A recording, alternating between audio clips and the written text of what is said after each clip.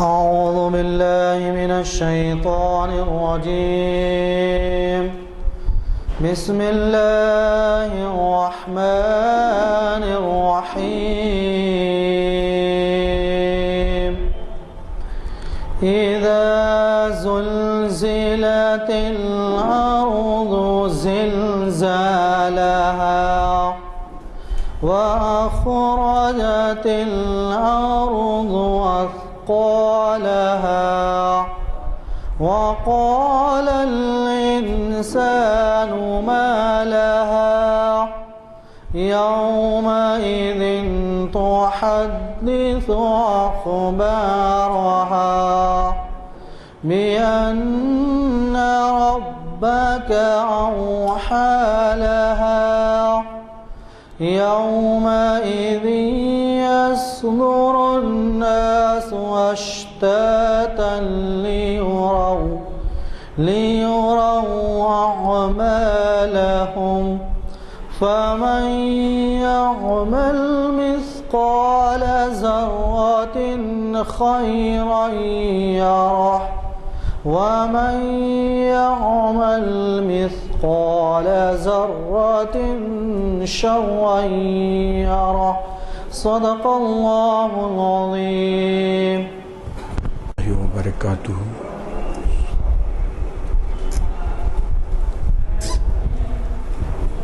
الحمد للہ رب العالمین والصلاة والسلام على اشرف الانبیاء والمرسلین وعلى آلہ وصحبہ اجمعین ومن تبعهم بإحسان إلى يوم الدين. أما بعد. بسم الله الرحمن الرحيم.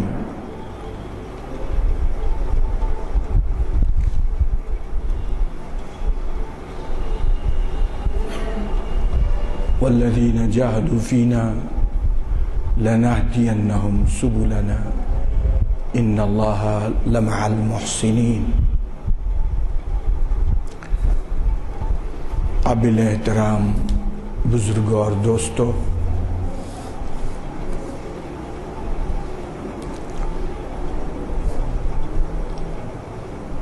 انسان عملی زندگی میں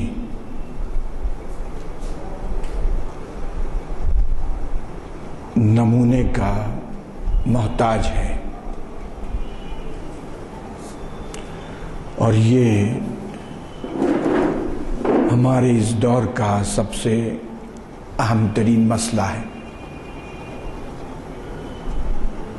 اور اسی کی وجہ سے سارا معاشرہ اور سارا نظام عائلی، معاشرتی، سیاسی پورے عالم کا بگڑا ہوا ہے. نمونوں کی قلت ہو گئی ہے، نمونے کم ہو گئے ہیں.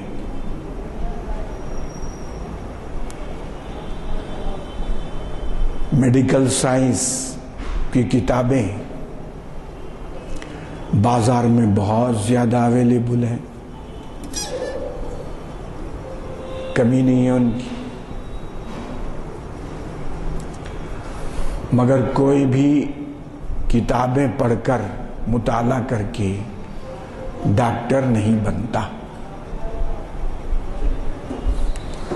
بلکہ اس کو میڈیکل کالج میں داخلہ لے کے باضابطہ تربیت حاصل کرنی پڑتی ہے، تب جا کے وہ ڈاکٹر بنتا ہے. انجینئر کا بھی وہی حال ہے کہ محض کتابوں کے مطالعے سے کوئی انجینئر نہیں بن سکتا. لاکھوں لوگ، لاکھوں روپیے لوگ اس کے لیے ایڈمیشن کے لیے خرچ کر رہے ہیں.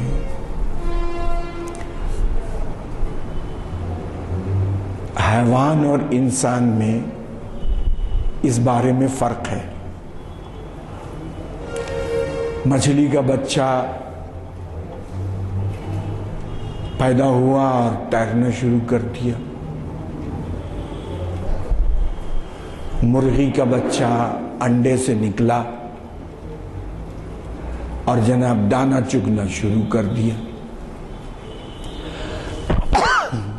انسان کا معاملہ ایسا کہاں ہے؟ اس کو تو جو ہے تیرنا سکھانے کے لیے بہت زمانے کی ترتیب ٹریننگ دینی پڑتی۔ بچہ پیدا ہوتے ہی بوٹی کیسے کھائے گا؟ اور بڑی تکلیفوں کے بعد، بڑی محنتوں کے بعد، بڑی تربیت کے بعد وہ اس کی تربیت ہوتی ہے اور کام کرنے لگتا ہے۔ تو معلوم ہوا کہ بغیر تربیت کے انسان نہیں بن سکتا۔ انسان خود انسان نہیں بن سکتا بغیر تربیت کے۔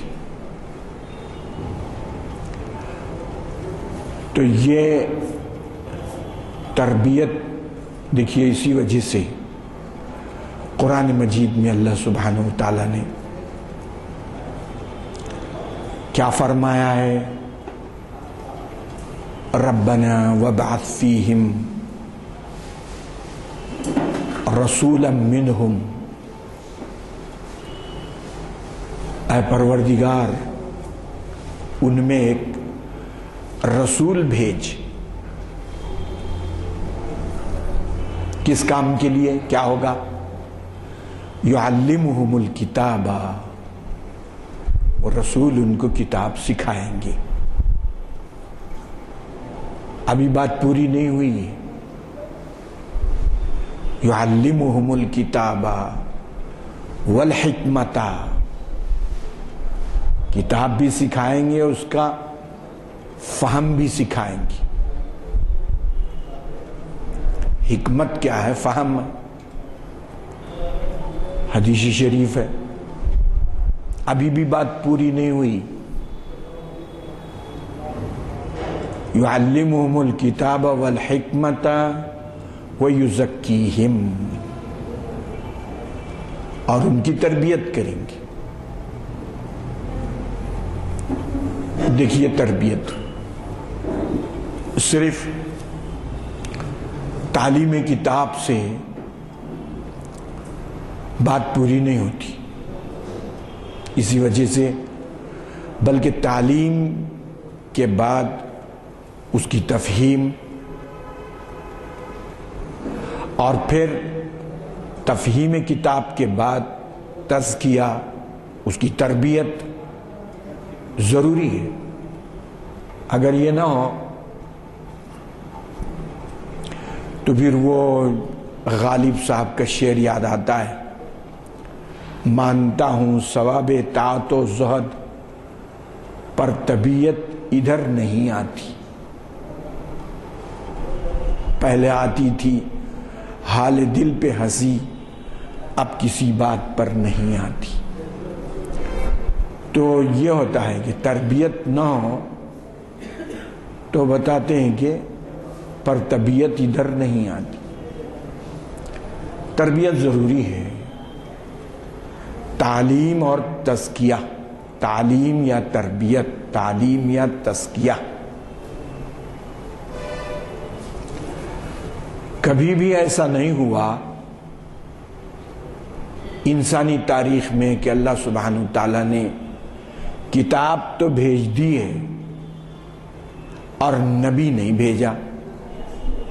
ایسا نہیں ہوا کہ کتاب نازل کر دی گئی، نبی نہیں آئے۔ وہ کتاب سمجھائے گا کون؟ وہ کتاب پر عمل کر کے اس کی تربیت کون کرے گا؟ ہاں، البتہ ایسا ہوا ہے ضرور کہ نبی بھیجے گئے ہیں، کتاب نہیں دی گئی ان کو، لیکن کتاب بغیر نبی کے نہیں آئی۔ اللہ سبحانہ و تعالیٰ یہ بھی کر سکتے تھے، ان کے پاس جو چاہے کر سکتے، فعال لما یرید، جو چاہتے ہیں کرتے ہیں، تو انہوں یہ بھی کر سکتے تھے اللہ سبحانہ و تعالیٰ کہ ہر ایک کے پاس ایک کتاب بھیج دیتے تھے چھاپ کے، بہترین پرنٹڈ، فرشتوں کے ذریعے سے۔ ممکن ہے، اللہ کے لیے کیا مشکل ہے؟ ہر ایک کے سر کے پاس ایک کتاب رکھ دی جاتی تھی کہ بھائی دیکھو یہ کتاب پڑھو اور عمل کرو۔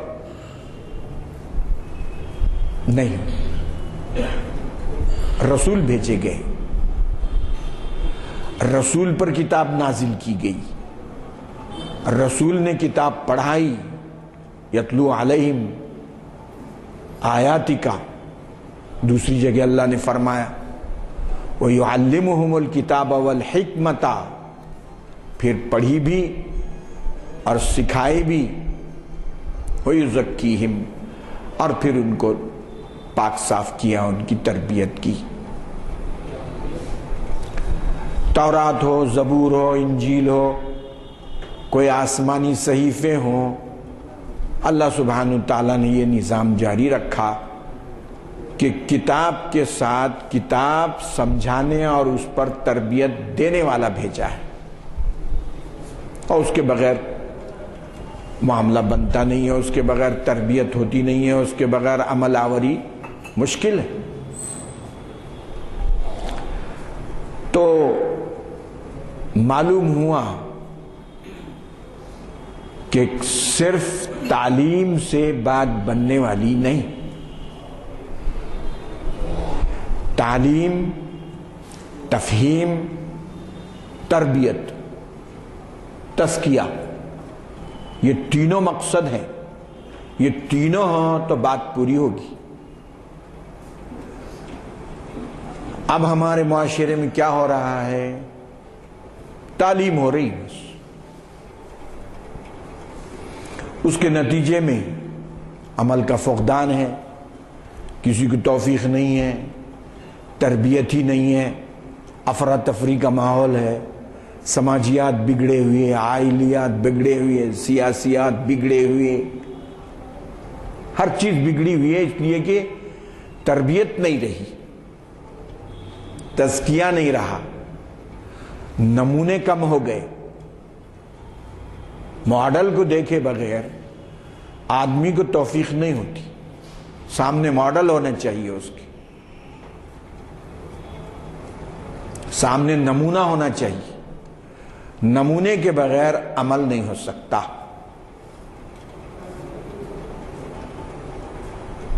لَقَدْ كَانَ لَكُمْ فِي رَسُولِ اللَّهِ أُسْوَةٌ حَسَنَةٌ، کہ تمہارے لیے اللہ کے رسول میں بہترین نمونہ ہے۔ اسوہ، نمونہ بنا کے اللہ کے رسول کو بھیجا گیا ہے، تو نمونوں کے بغیر عمل مشکل ہے، ماڈل کے بغیر عمل مشکل ہے۔ آپ لاکھ کوشش کریں، معمولی ٹیلرنگ بچہ نہیں سیکھ سکتا، ٹیلر کی خدمت میں جب تک نہ رہے، اس کی ٹریننگ میں، اس کی تربیت میں، ٹیلر کو نمونہ جب تک نہیں دیکھے گا وہ ٹیلر نہیں بن سکتا۔ تو پھر دین کیسے اپنا سکتا ہے کوئی بغیر ٹریننگ کے، بغیر نمونے کے؟ کتاب بھیج دیے فرشتوں سے، چلو پڑھ لو، اس کو عمل کرو، کیسا ہو سکتا تھا؟ اس لیے رسول بھیجے گئے، اور رسولوں کا جب سلسلہ ختم ہو گیا، ہمارے رسول ختمی مرتبہ علیہ السلام کے بعد جب رسولوں کا سلسلہ ختم ہو گیا تو اللہ سبحانہ و تعالیٰ نے رسول کے ماڈل اور نمونے ہر دور میں بے حساب پیدا فرمائے، تاکہ وہ نمونہ اور وہ ماڈل، وہ مثال لوگوں کے سامنے رہے۔ حضور کی فوری بعد حضرت ابو بکر صدیق رضی اللہ تعالیٰ عنہ آ گئے اور انہوں نے جو کارنامے انجام دیے، جو ہمت کا اور عزم کا مظاہرہ کیا، فتنہ ارتداد کو ختم کرنے کے لیے جو عزم انہوں نے دکھایا، زکوٰۃ نہیں دینے والوں کے خلاف جو جنگ انہوں نے جہاد کیا، تو بڑے بڑے صحابہ بھی یعنی اس میں تھے کہ وہ کیا کیا جائے۔ تو حضرت ابو بکر صدیق رضی اللہ تعالیٰ عنہ نے ایک تاریخی جملہ ارشاد فرمایا کہ اَيُنْقَصُ الدِّينُ وَأَنَا حَيٌّ، میرے جیتے جی دین میں کمی قطر بیونت نہیں ہو سکتی۔ واللہ لو اکلتنی الذئاب، بولے کہ یہ لشکر موتا کے لیے جو جا رہا ہے اور ادھر فتنہ ارتداد بھی ہے، تو اس کے مقابلے کے لیے اس لشکر کو روک دیا جائے تو کیا فرمایا؟ بولے کہ لو اکلتنی الذئاب، اگر بھیڑیے بھی ابو بکر کو نوچنے لگیں، یہ حالت پیدا ہو جائے کہ بھیڑیے بھی اگر نوچنے لگیں، وہ لشکر نہیں رکے گا جس کو رسول پاک صلی اللہ علیہ وسلم نے روانہ فرمایا، اور اللہ کے رسول نے جس جھنڈے کو باندھا ہے، تو ابو بکر اس جھنڈے کو کھولنے والا اور سنت کی مخالفت کرنے والا پہلا آدمی ہو، عزم صدیقی کام آیا۔ نمونہ حضرت صدیق اکبر، اور ان کے بعد حضرت عمر فاروق، ان کے بعد حضرت عثمان غنی، ان کے بعد حضرت علی مرتضیٰ، اور ان کے بعد پھر حضرت حسن اور حسین اور حضرت معاویہ، اور ہر زمانے میں نمونے پیش ہوتے رہے، تابعین میں، تبع تابعین میں ایسے حمیت اور ہمت والے لوگ آئے کہ انہوں نے دین اسلام پر جو غبار زمانے کے تغیرات کی وجہ سے آ سکتا تھا، اس کو صاف کر کے ہر زمانے میں اس کے مطابق نمونہ بن کے پیش کیا، اور لوگوں کے لیے راہ اسلام کو واضح رکھا ہر دور میں۔ تو اسی لیے تو ہم کو، اسی لیے دیکھیے بزرگوں کی صحبت کیوں ضروری ہے؟ اصل چیز صحبت رسول ہے علیہ الصلوۃ والسلام۔ حضور کی صحبت ایک لمحے کے لیے بھی کسی کو نصیب ہو جائے، بہت بڑی چیز ہے۔ اس لیے صحابی کا جو مرتبہ ہے، بڑے سے بڑے قطب اور ابدال کا وہ مرتبہ نہیں ہو سکتا جو صحابی کا ہے۔ صحابیت کے مرتبے کو پہنچ بھی نہیں سکتے۔ نہ بڑا مرتبہ صحبت کی وجہ سے ہے، اور صحبت کی وجہ سے بات بنتی ہے۔ تو اسی لیے حضور کی صحبت صحابہ کو نصیب ہوئی، ان کی صحبت تابعین کو، ان کی صحبت تبع تابعین کو، ان کی صحبت ائمہ کو، علماء کو، مومنین کو، ہوتے ہوتے بزرگوں تک آئی ہے۔ تو اب بزرگ کی صحبت میں رہنا، رسول کی صحبت سے استفادہ کرنا ہے۔ کسی بزرگ کی صحبت میں رہنا، رسول پاک صلی اللہ علیہ وسلم کی صحبت سے وہ کچھ نہ کچھ حصہ پانا ہے۔ اس لیے بزرگوں کی صحبت ضروری ہے۔ بغیر صحبت کے نہیں ہو سکتا۔ یہی اللہ سبحانہ وتعالیٰ نے ہر دور میں ایسے نمونے اسلام کو عطا فرمائے کہ جنہوں نے اسلام کو عملی زندگی دے کر، آپ دیکھیے خود آپ نماز نہ پڑھیں، روزہ نہ رکھیں، دین پر عمل نہ کریں، اور لاکھ آپ اپنی اولاد کو جتاتے رہیں، کہتے رہیں، معاشرے کوئی بھی نہیں سنے گا۔ آپ خود جب نمونہ بن کے سامنے پیش ہو جائیں گی، خود دوسرے دیکھ کے اتباع کریں گے۔ اگر ان کو اتباع نہیں ملی، نمونہ نہیں ملا، ہرگز ادھر توجہ نہیں ہو سکتی۔ اس واسطے اللہ سبحانہ وتعالیٰ نے ہر زمانے میں ایسی باعظمت شخصیتیں، عظیمت والی شخصیتیں پیدا فرمائیں کہ جنہوں نے اسلام پر عمل کر کے اس کو نمونے کے طور پر معاشرے اور سماج کے لیے انہوں نے ایک ماڈل پیش کی تاکہ ان کے لیے عمل آسان ہو۔ اور یہ نعمت ایسی چیز ہے کہ اللہ سبحانہ وتعالیٰ نے اسلام کو قیامت تک باقی رکھنے کے لیے دو انتظام فرمائے۔ ایک انتظام تو یہ فرمایا کہ کتاب مکمل دے دیا آپ کو، الیوم اکملت لکم دینکم واتممت علیکم نعمتی ورضیت لکم الاسلام دینا، کہ آج میں نے تمہارے لیے اپنی نعمت کو پوری کیا اور دین اسلام کو کامل کر دیا ہے۔ تو پہلا انتظام یہ کیا قیامت تک دین اسلام کو باقی رکھنے کے لیے، پہلا انتظام یہ کیا گیا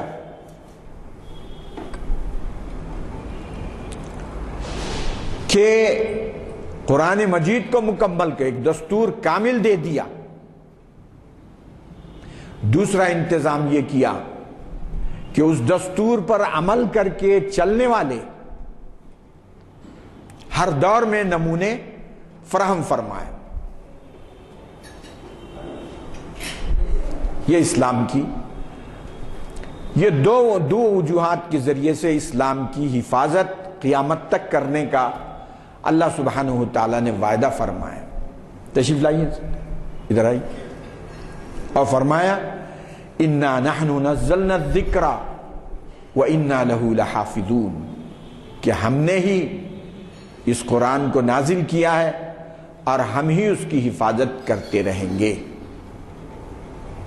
تو میں عرض کر رہا تھا کہ یہ دو انتظامات اللہ سبحانہ وتعالیٰ نے اسلام کو قیامت تک باقی رکھنے کے لیے کیے ہیں۔ ایک تو دین اسلام کتاب کو ایک مکمل کتاب کر دی، اور دوسرا اس کتاب پر عمل کر کے چلنے والے ہر دور میں پیدا فرمائے۔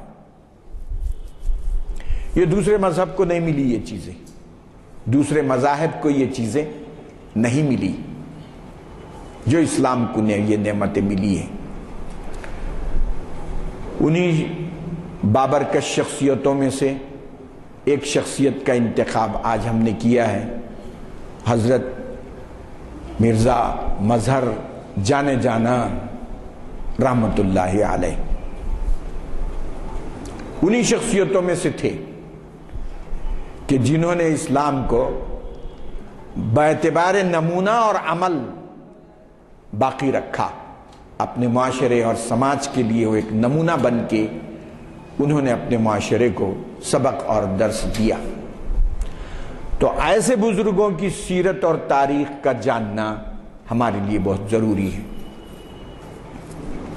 کہ ان کی سیرت کیسی تھی، ان کا نمونہ کیا تھا، اور انہوں نے کیا پیغام ہم کو دیا۔ ایسے بزرگوں کا احیاء اور ان کے کارناموں کا جاننا ضروری ہے تاکہ وہ نمونہ ہمارے سامنے آئے اور ہم کو بھی عمل کی توفیق ہو۔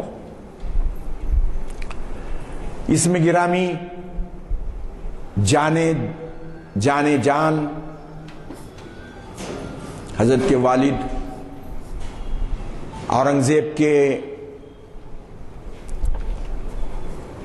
امراء میں سے تھے اور دکن میں تھے۔ دکن سے اورنگزیب سے کچھ ایسی بات ہو گئی تو دکن میں انہوں نے استعفیٰ دے دیا. بعضوں نے وجہ یہ لکھی کہ ان کو دنیا سے بے رغبتی ہو گئی ان کے والد کو، اور انہوں نے دنیا سے کنارہ کشی کرتے ہوئے استعفیٰ دیا اور آگرہ تشریف لائے. تو وہاں حضرت مرزا مظہر جانے جانا رحمت اللہ علیہ پیدا ہوئی. اس زمانے کا طریقہ تھا کہ جب امراء میں کوئی بچہ پیدا ہوتا تو بادشاہ کی خدمت میں اس کو پیش کیا جاتا.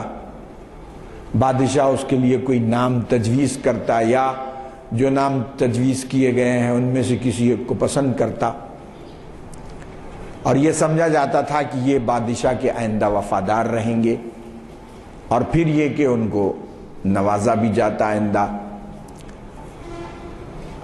تو حضرت مرزا مظہر جانے جانا رحمت اللہ علیہ آگرہ میں پیدا ہوئے. اکبر آباد پہلے اس کو کہتے تھے. تو اورنگزیب رحمت اللہ علیہ جب دکن میں تھے تو ان کے پاس خبر پہنچی کہ ان کے والد کا نام جان تھا. جان، بعضوں نے محمد جان کہا ہے. تو اورنگزیب نے کہا کہ ان کے والد کا نام جان ہے اور ہر بچہ اپنے باپ کی جان ہوتا ہے، لہذا یہ جانے جان ہے. باپ کے جان کی جان ہے. اور بعد میں چل کے لوگوں نے اس کو اضافہ کر دیا، جان کے بجائے جانان، جانوں کی جان، جانے جانان کہا جانے لگا. یہ خود حضرت مرزا مظہر جانے جانا رحمت اللہ علیہ نے اپنے مکتوب میں لکھا ہے کہ یہ جانے جان تھا، لوگوں نے استعمال کرتے ہوئے اس کو جانے جانا لکھا. مظہر تخلص تھا حضرت کا شاعری میں، اور شمس الدین حبیب اللہ لقب علوی تھے. علوی کا مطلب یہ ہے کہ حضرت علی رضی اللہ تعالیٰ عنہ کی جو اولاد ہے، حضرت حسنین کے علاوہ اگر حسن سے ہیں تو حسنی، حضرت حسین سے ہیں تو حسینی، اور اگر دونوں سے نہیں ہے، حضرت علی کی دوسری اولاد سے ہیں، علوی کہلاتے ہیں. تو حضرت علوی تھے اور حضرت علی رضی اللہ تعالیٰ عنہ کے نسب سے تھے آپ. محمد بن حنفیہ کے توسط سے حضرت علی تک آپ کا نسب کا سلسلہ 28 واسطوں پر ختم ہوتا ہے. والد بزرگ مرزا جان علوم میں ماہر تھے، شعر شاعری کے مالک تھے، اور شاہ عبد الرحمن قادری کے مرید بھی تھے. عالمگیر کے عہد میں قضا پر فائز تھے. مستعفی ہو کر امور دنیا سے کنارہ کشی فرمائی. اور حضرت کے والد مرزا مظہر کے والد کا یہ عالم تھا کہ بے حد متوکل تھے. توکل کی کیفیت غالب تھی. اپنی لڑکی کی شادی کے لیے 25,000 روپئے ایک مرتبہ اٹھا رکھے، لیکن پتہ چلا کہ ایک دوست کو کسی مصیبت میں گرفتار ہے، اس کو پیسوں کی ضرورت ہے، وہ رقم پوری حوالے کر دی.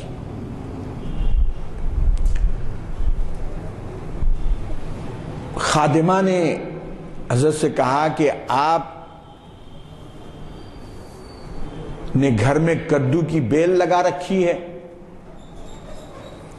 اور یہ جو کدو کی بیل ہے یہ آئندہ یہ آپ کے توکل کے منافی ہے کہ امید رہتی انسان کو کہ کدو نہ بھی آئے تو پتوں سے تو زندگی گزاری جائے گی، وہ بیل ختم کر دیا آپ نے، اس کو توکل کے لیے اس بیل کو ختم کر دی۔ تو حضرت مرزا مظہر جانے جانا رحمت اللہ علیہ 11 رمضان المبارک جمعہ کی شب فجر کا وقت تھا، کالا باغ مالوہ مقام ہے وہاں پیدا ہوئے۔ آئین سلطنت جیسے کہ پہلے عرض کیا گیا کہ آپ کے نام رکھنے کی جو وجہ ہوئی، والد کا وطن تو آگرہ تھا، آپ نے وہیں تعلیم و تربیت پائی اور دہلی کو انہوں نے بعد میں مسکن بنایا اور وہیں آپ کی باطنی تربیت بھی ہوئی۔ دہلی میں ان کی خانقاہ جامع مسجد کے قریب کوچہ امام میں تھی۔ تعلیم و تربیت کا جہاں تک معاملہ ہے، پہلے تو فارسی اور ابتدائی علوم والد سے پڑھے اور قرات، تلاوت کلام پاک، تجوید عبد الرسول دہلوی سے تعلیم حاصل کی، قرات و تجوید کی سند بھی انہی سے لی، اور حاجی محمد افضل سیال کوٹی سے آپ نے حدیث، تفسیر اور علوم عالیہ کی تکمیل فرمائی۔ یہ کون تھے؟ حاجی محمد افضل تلمیذ شیخ المحدثین شیخ عبداللہ سالم مکی سے پڑھی، جنہوں نے اس کے بعد درس متداول علوم کے علاوہ آداب بادشاہی، علوم اسلامیہ کی تعلیم پانے کے بعد دیگر فنون بھی آپ نے حاصل فرمائے۔ اسلحہ کا استعمال کیسے ہونا چاہیے پیدا کیا تھا۔ فرماتے تھے کہ اگر 20 آدمی مجھ پر تلوار سے حملہ کریں، حضرت فرماتے تھے، فن سپاہ گری میں اتنے کامل تھے، فرماتے تھے کہ اگر 20 آدمی تلوار لے کر مجھ پر حملہ کریں اور میرے ہاتھ میں صرف ایک لکڑی ہو تو انشاءاللہ کوئی مجھے زخمی نہیں کر سکتا۔ دیکھیے آپ کیا کمال تھا۔ فرماتے تھے کہ اگر 20 آدمی بھی تلوار لے کے حملہ کریں اور صرف لکڑی ہو میرے پاس تو میں اس لکڑی سے سب کا مقابلہ کر سکوں گا اور زخمی بھی نہیں ہوں گا۔ ایک مرتبہ مغرب کی نماز آپ نے پڑھی اور جب فارغ ہو گئے تو کسی نے آپ پر حملہ کر دیا۔ وہ جو اس کے ہاتھ میں جو خنجر تھا اس وقت بجلی چمکی اور حضرت نے اس خنجر کو دیکھ لیا، تو آپ نے وہ خنجر اس کے ہاتھ سے چھڑا لیا اور پھر اس کو پیش کیا، پھر اس نے وار کیا آپ پہ، آپ نے پھر اس کو چھڑا لیا اور پھر اس کے ہاتھ میں دے دی۔ 7 مرتبہ ایسی ہوا، 7ویں بار وہ عاجز ہو کے آپ کے قدموں پہ گر پڑا اور معافی چاہنے لگا کہ فن سپاہ گری میں اتنے ماہر تھے۔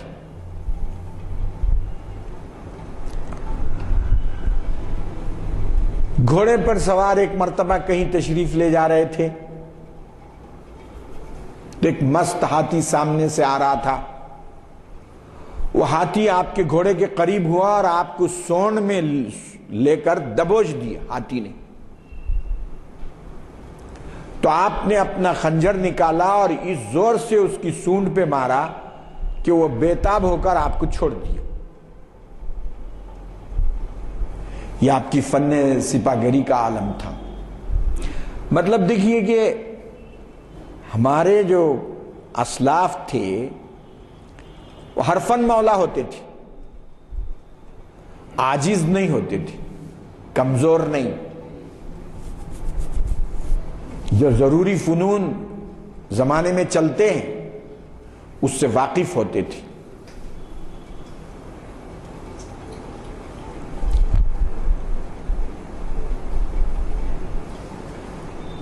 کہتے ہیں کہ کپڑا کاٹنا یا ٹیلرنگ بولیے خوب جانتے تھے،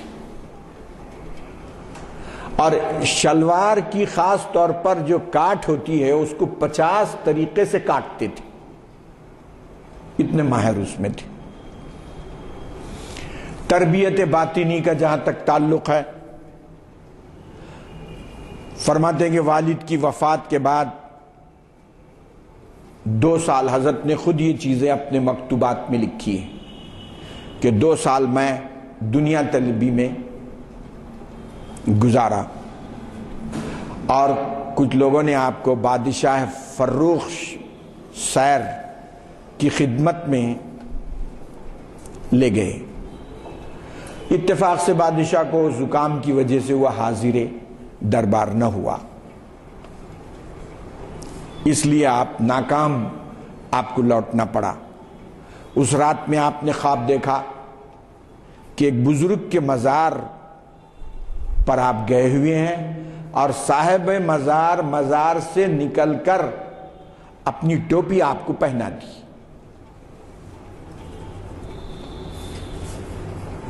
اس کے بعد فرمایا دنیا طلبی کا خیال چھوڑ دو. اب وہاں سے آپ کو اہل اللہ کی ملاقاتوں کا شوق ہو گیا. جہاں کہیں کسی صاحب کمال کی خبر ملتی ان کی خدمت میں حاضر ہوتے. چنانچہ شیخ کلیم اللہ چشتی، شاہ غلام محمد موحد، میر ہاشم جالسری وغیرہ کی خدمت میں اس زمانے میں حاضری دی. کسی نے آپ کو نور محمد بدایونی کا ذکر کیا. وقت کے بڑے صوفی بزرگ اور ان کے اوصاف حمیدہ آپ کے سامنے بیان کیے گئے.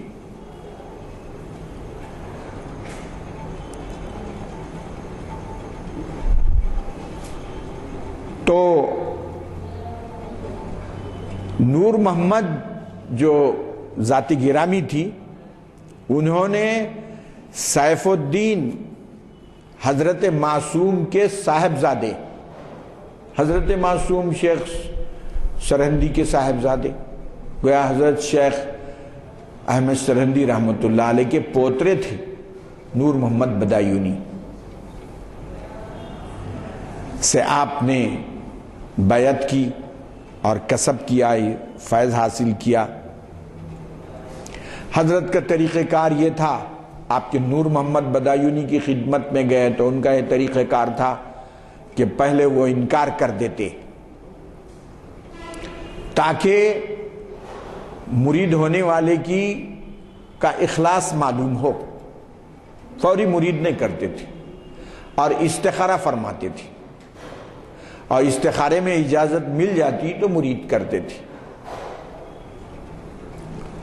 لیکن حضرت کو دیکھتے ہی آپ نے اپنی توجہ قلب پہ ڈالی اور آپ کو لطائف خمسہ، جو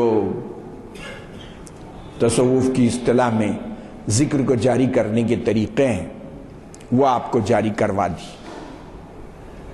لطیفہ نفس، قلب، روح، خفی، اخفا. اور اس وقت آپ کی عمر شریف 18 سال کی تھی. 4 سال ان کی خدمت میں رہنے کے بعد ولایت کبریٰ اور خرقہ و اجازت مطلقہ آپ نے حاصل فرمائی. دیکھیے صحبتوں کے بغیر بات نہیں بنتی. اور آج بھی ہم صحبتوں سے محروم ہونے کی وجہ سے جو بگاڑ اور فساد ہم دیکھ رہے ہیں صحبتوں سے محرومی کی وجہ سے ہے۔ ایک ہمارے یونیورسٹی میں صاحب ایک جو ہے وہ ڈرائیور ہے، تو میں نے ان سے کہا کہ جناب کتنے بچے ہیں آپ کے؟ تو بولے 6 بچے ہیں صاحب۔ تو کیا کر رہے؟ پڑھ رہے ہیں؟ بہت مارا صاحب، بہت مارا، مگر پڑھتے نہیں۔ بولیو مارنے سے تھوڑی تعلیم ہوگی۔ جناب پیدا ہوتے ہی کسی بزرگ کی خدمت میں لے جاتے، اچھا سا نام ان سے لیتے، پھر خود بھی مجلسوں میں حاضر رہتے، وہ بزرگوں کی صحبت آپ خود بھی اختیار کرتے، تو بچوں کو بھی نمونہ ملتا، وہ بھی اس راستے پہ چلتا۔ اب آپ تو خود شراب پی کے گھر جاتے ہیں، شراب پی کے گھر جاتے ہیں، ان کی بیوی نے بارہا کی شکایت کی، یہ تنخواہ ادھر ادھر اڑا دیتے ہیں، گھر میں بال بچے ہیں اور شراب پی کے جناب مست پڑے رہتے ہیں۔ تو یہ نمونہ ان کے سامنے بچوں کے۔ اب مارنے سے کیا ہوگا؟ مارنے سے کام نہیں چلے گا، بولنے سے کام نہیں چلے گا، کام چلے گا نمونہ پیش کرنے سے، ماڈل پیش کرنے سے، صحبت نیک سے۔ جب تک صحبت صالحین نہیں ملے گی، درستگی نہیں آئے گی۔ تو ہمارے معاشرے کا بھی اس وقت سب سے بڑا پرابلم یہی ہے، صحبتوں کی قلت ہو گئی، اچھے لوگ کم ہو گئے ہیں، جس کی وجہ سے دیکھیے آپ جو ہمارے بزرگوں کے آداب طریقے، ان کے آداب طریقے اخلاق ہیں، ان کی نسل میں نہیں ہے۔ اب جو ہماری نسل اخلاق وہ پیش کر رہی تو ہم لوگوں کو دیکھ کے وحشت ہو رہی کہ یہ کیسے اخلاق ہے۔ یہ ہمارے جو اسلاف جو تھے ان کے اخلاق کیا تھے؟ والد صاحب کے سامنے کیسا آتے، چچا کے سامنے کیسا جاتے، بڑے بھائی کا احترام کیسے کرتے، ایک مثالی بات تھی۔ اور اب تو جو ہے باوا اور بیٹے دونوں مل کے سگریٹ پی رہے ہیں۔ تو جب یہ حال ہوگا تو ظاہر ہے کہ کیا انجام ہونے والا ہے، اور آئندہ اور کیا کیا حالات بنتے ہیں۔ اللہ ہی معاشرے کی حفاظت فرمائے۔ تو فرماتے ہیں کہ شیخ نور محمد بدایونی کی خدمت میں 4 سال آپ نے بیت، اور جب حضرت کا انتقال ہو گیا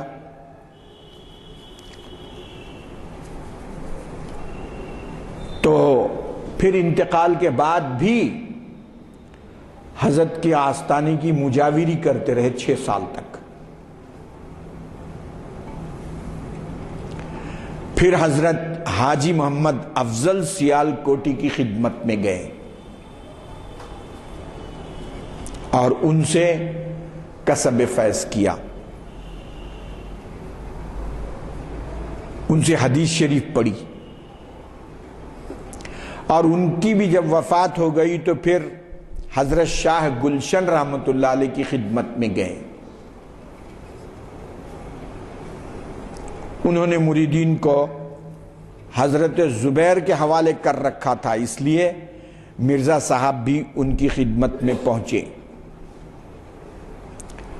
اور ان کا یہ عالم تھا شیخ محمد زبیر رحمت اللہ علیہ کا کہ شاہان وقت ان کے مرید تھے، معتقد تھے،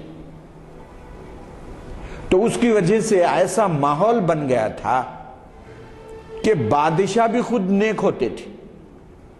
تربیت ایسی معاشرے میں چل پڑی تھی بزرگوں کی صحبت سے، اور نیک نمونے زیادہ ہونے کی وجہ سے بادشاہ بھی نیک تھے۔ دیکھیے اب آپ کے شہر میں مکہ مسجد کے سنگ بنیاد کے وقت بادشاہ نے کیا کہا کہ بھئی جس آدمی کی کوئی نماز قضا نہیں ہوئی ہے وہ آیا اجر بنیاد رکھنے کے لیے، کوئی سامنے نہیں آیا۔ تو بادشاہ نے کہا الحمدللہ بلوغ کے بعد سے اب تک تہجد بھی قضا نہیں ہوئی۔ بادشاہ کا یہ حال تھا، اور اس نے بنیاد رکھی پھر کہ تہجد تک قضا نہیں ہوئی۔ تو یہ نمونوں کی وجہ سے بادشاہوں پر بھی اثر تھا، اور بادشاہ بھی نیک تھی۔ اس لیے اس دور میں آپ دیکھتے ہیں کہ کرامتوں کی کثرت سے کرامتیں ہوتی تھی، بچے بچے کی کرامت ہوتی تھی۔ جیسے آج دیکھیے ہم موبائل کو انکار نہیں کر رہے ہیں، موبائل اس کے کمالات، بیٹھے بیٹھے پورے عالم سے ہمارا تعلق ہے اور ہم اس کا انکار نہیں کر رہے ہیں، اور اگر 100 سال پیچھے کے کسی مردے کو اٹھا کے یہ کہا جائے تو کہیں گا کرامت ہے یہ۔ تو اسی طرح اس زمانے میں جو کرامات ہوئی، روحانیت اتنی ترقی پر تھی کہ ہم کو ان کے کرامات کا انکار نہیں کرنا چاہیے کہ یہ ممکن ہے، ہو سکتا تھا۔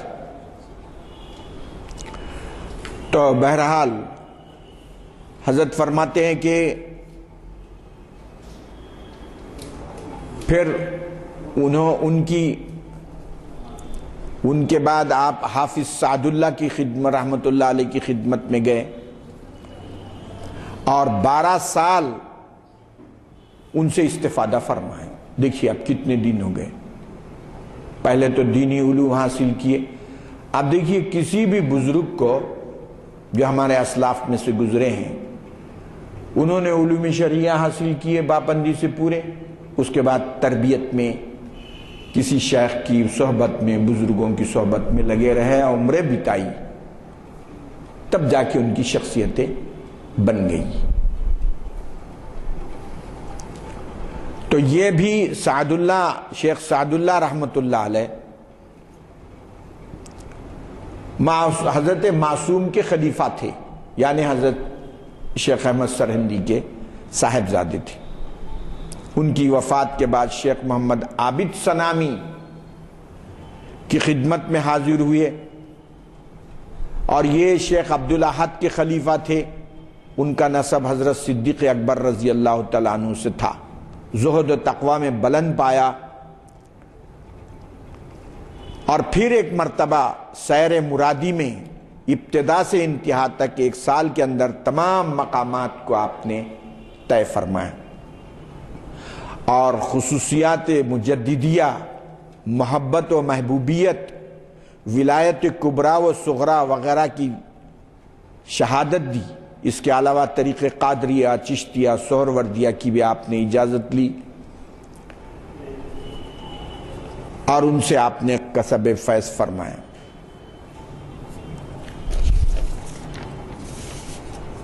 رشد و ہدایت کا کام 30 سال تک فیض حاصل کرنے کے بعد مرزا صاحب کامل ہو گئے، اور طالبان حق کو ہدایت کے لیے اپنا تمام وقت آپ نے وقف کر دیا۔ آپ کے طریقے کو شمسیہ مظہریہ کے نام سے امتیاز حاصل ہوا۔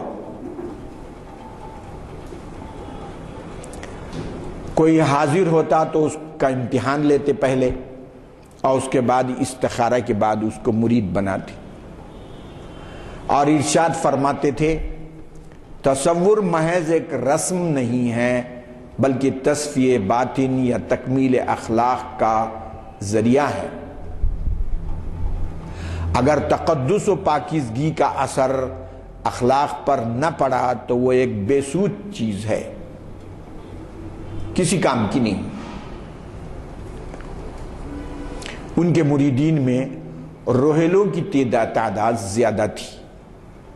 دہلی کی حالت دن بدن ابتر ہونے کی وجہ سے، کیونکہ اورنگزیب کے بعد جو حالات ہوئے دہلی کے، ان کے پوترے اور وہ بہت سے محمد شاہ رنگیلا وغیرہ، انہوں نے جو ہے نا بڑی تاریخ اس کے پیچھے ہے حضرت کے حالات کے، کہ وہ سب بدمستی میں رہتے، رقص سرور محفلوں میں، ان کی مجلسوں میں، اور سوائے بہت سارے تو ایسے بھی نکلے ان میں سے بعد والے کہ انہوں نے حکومت حوالے کر دی دوسروں کی، اور خود جو ہے ایک کا عالم تو ایسا تھا کہ جناب علی اس کے جو دربار اور ایوان تھا، محل تھا، اس کے اطراف میلوں صرف لڑکیاں ہی لڑکیاں، اس قدر بدمستی اور ماحول کی وجہ سے، اور حکومت ختم ہو رہی ہے۔ کسی شاعر نے طنز کہتے ہوئے کہا ہے کہ وہ شاہ عالم از دلی تا پالم، یہ حالت ہو گئی تھی۔ تو بڑے طویل واقعات ہیں، اور مغل سلطنت کے زوال کے جو حالات پیدا ہوتے جا رہے تھے، مراٹھوں کا اور سکھوں کے حملے، اور دہلی کی جو بری گت ہو رہی تھی، بہت اس کی وجہ سے طبیعت میں آپ کے کڑتے تھے آپ، تکلیف ہوتی تھی، باوجود ایک دینی تعلیم و تربیت کا مزاج رکھنے کے سیاسی حالات سے پوری طرح باخبر رہتے تھے۔ حالات اور واقعات تو بہت لمبے چوڑے ہیں، وقت اس بات کی اجازت نہیں دیتا کہ ان سب کا تذکرہ کیا جائے۔ شعر و شاعری سے بھی بہت آپ کو دلچسپی تھی، اور انتہائی عمدہ اشعار بولتے تھے، اور وہ مشہور قطعہ کہ جس وقت وہ نادر شاہ حملہ آور ہو گیا اور دلی کی گلیوں میں خون بہنے لگا،